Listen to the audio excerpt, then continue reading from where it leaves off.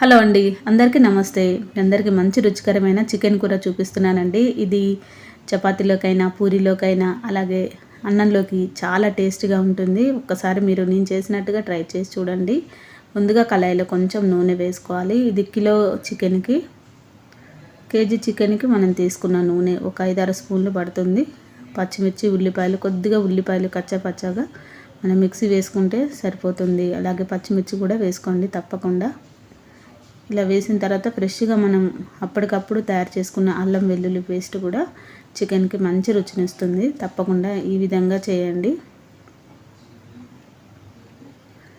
ఇది కొంచెం మనకి అడుగంటుతున్న టైంలోనే మనం శుభ్రంగా కడిగి పెట్టేసుకోవాలి ముందుగానే చికెన్ని.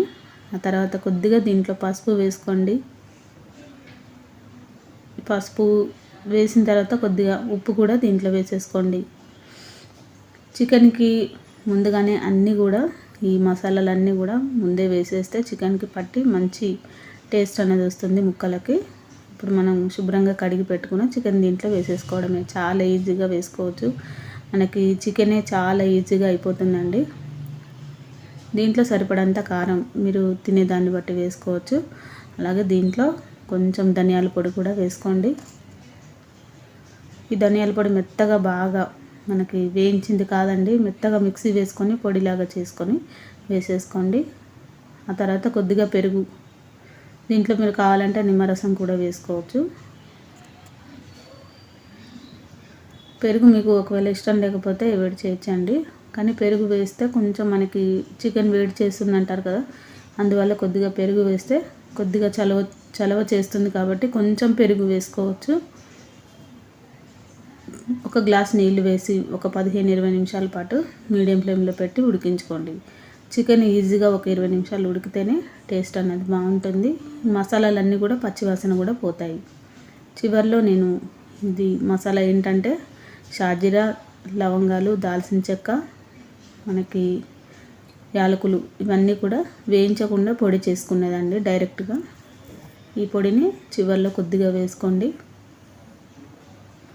మీకు ఒకవేళ ఇది ఇష్టం లేకపోతే చికెన్ మసాలా కూడా మనకి బయట దొరుకుతూ ఉంటుంది, అదైనా వేసుకోవచ్చు. మంచి రుచికరమైన ఈ చికెను మనకి ఇప్పుడు ఒక 15-20 నిమిషాలు ఉడికితే సరిపోతుంది. చూడండి, లాస్ట్లో మీరు కావాలంటే కొత్తిమీర, పుదీనా కూడా వేసుకోవచ్చు. ఇలా కొంచెం దగ్గర పడిన తర్వాత మనకి చికెన్ ముక్కలు కూడా ఉడికిపోయాయి చూడండి. మనకి గ్రేవీ కూడా మీకు కావాలంటే ఈ విధంగా సరిపోతుంది. మీకు కావాలంటే మరి కొద్దిగా దగ్గరకైనా ఉడికించుకోవచ్చు, లేదంటే ఈ విధంగా మనకి ఇప్పుడు ఒకవేళ పూరీలోకి, చపాతీలోకి కావాలంటే ఈ విధంగా ఉంటే సరిపోతుందండి. రైస్లో కూడా బాగుంటుంది. ఒకసారి ట్రై చేసి చూడండి నేను చేసినట్టుగా. మసాలాలు అన్నీ రెడీగా ఉంటే ఈ చికెన్ అనేది చాలా ఈజీగా త్వరగా అయిపోతుంది. తప్పకుండా ట్రై చేయండి. నా ఈ రెసిపీ నచ్చినట్లయితే లైక్ చేయండి, షేర్ చేయండి, సబ్స్క్రైబ్ చేయండి. అందరికీ థ్యాంక్ యూ అండి.